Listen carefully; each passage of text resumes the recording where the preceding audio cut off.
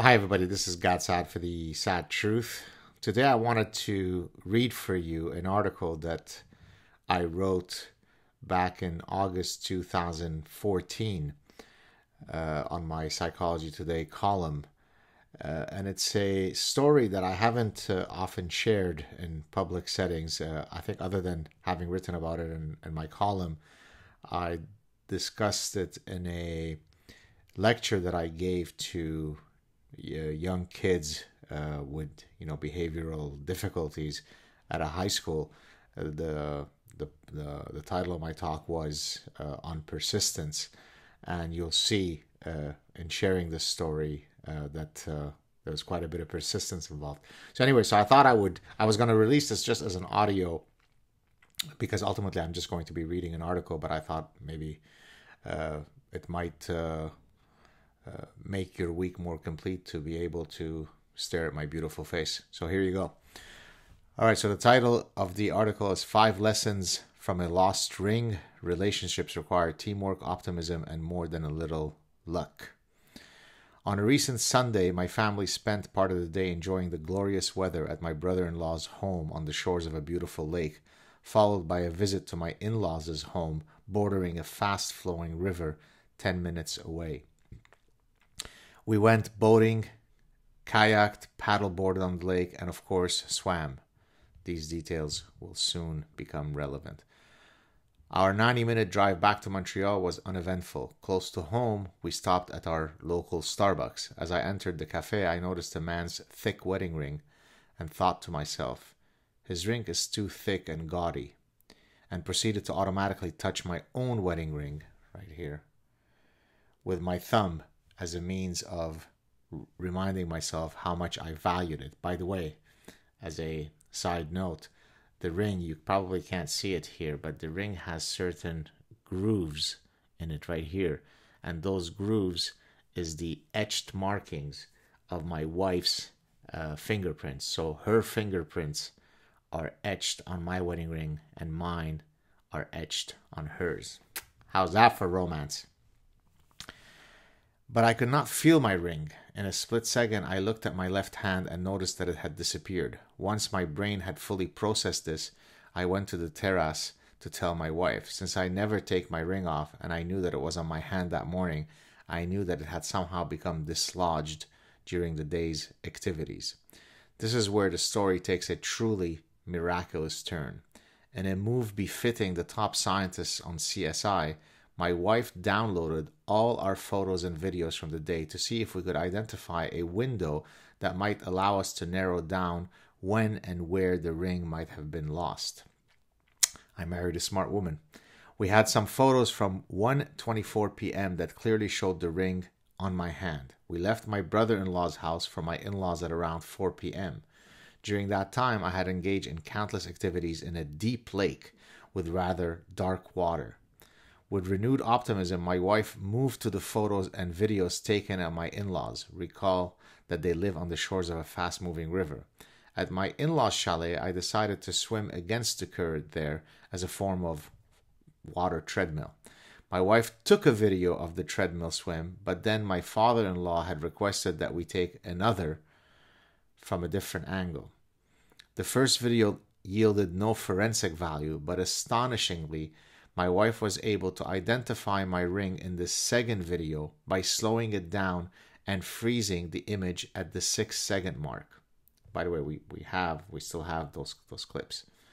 My next and final stroke at the 8-second mark showed that I was no longer wearing the ring.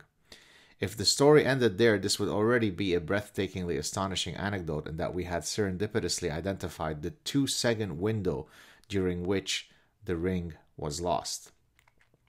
That evening, my wife and I discussed whether it was conceivable that the ring could still be found. Should I clear my Monday schedule on the infinitesimally small chance that we might retrieve the ring from the bottom of the river?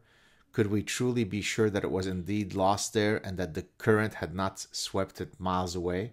And assuming that it had simply dropped to the bottom of the river, where the depth varies from roughly 2 feet at the edge to perhaps 5 feet where I was swimming, what was the likelihood that we could find a ring on a riverbed littered with innumerable rocks of varying sizes and other debris?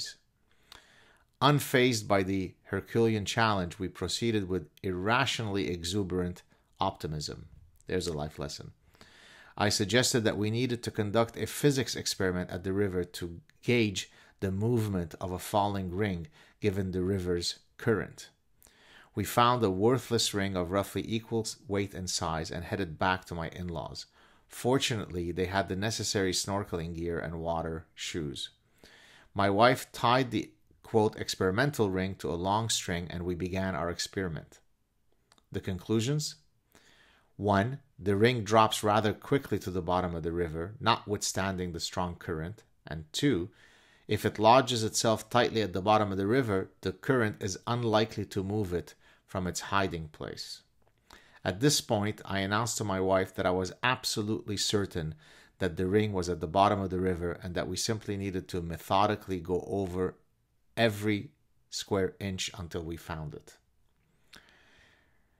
I wish that I could have taken a photo of the riverbed if only to convey the extent to which this was a difficult, if not nearly impossible search. I had to come up with a system to mitigate the inherent spatial challenges. Whenever possible, I would only use my hands and feet to anchor myself on larger rocks as to not alter any of the existing riverbed's landscape. This was itself a daunting task given the strength of the current. I started to work on my breathing so that I might be maximally relaxed to allow myself to focus on the task at hand. Finally, I had to find a way to use visual markers on the riverbed to establish which areas I had already covered and which remained to be explored, and commit these to memory. I quickly realized this would be exponentially more challenging than finding a needle in the proverbial haystack. After all, I was trying to find a ring at the bottom of a fast-moving river. Perhaps 20 minutes into my effort, an ephemeral flash caught my eye. I dove closer to the source to investigate, and there, lodged between rocks, was my ring. I grabbed it, saw that it was indeed my ring, and then pulled out of the water and let out a truly visceral, primal scream. This truly miraculous story comes with some important takeaways. 1. A successful marriage requires commitment to teamwork. My wife and I worked in tandem to solve a problem that would have likely been impossible for either of us to solve alone. 2. The importance of having an analytical and reasoned approach to decision-making, coupled with an understanding of the scientific method.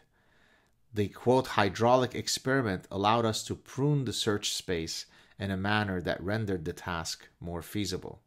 3. The importance of having a positive and optimistic outlook.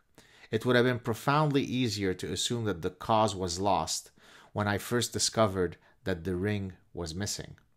However, both my wife and I held steadfast to the hope that there was a chance that the situation could be redressed. I often joke with her that she has the uncanny ability to take any situation and uncover the proverbial silver lining. This is a wonderful skill to possess as one navigates through the trials and tribulations of life. 4.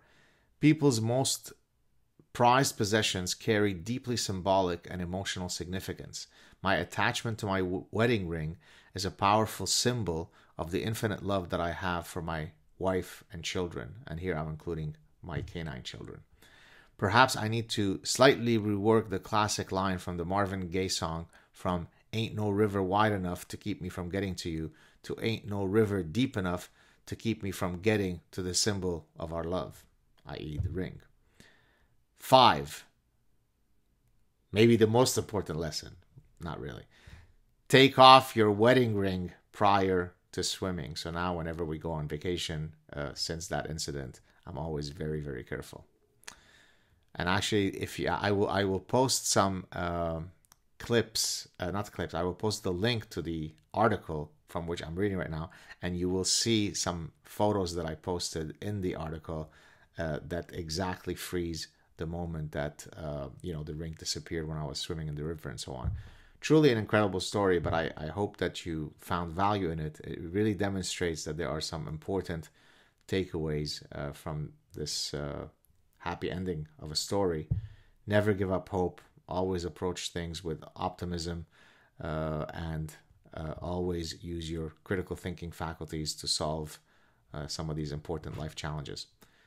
Have a great weekend, everybody, and I'll talk to you soon. Cheers.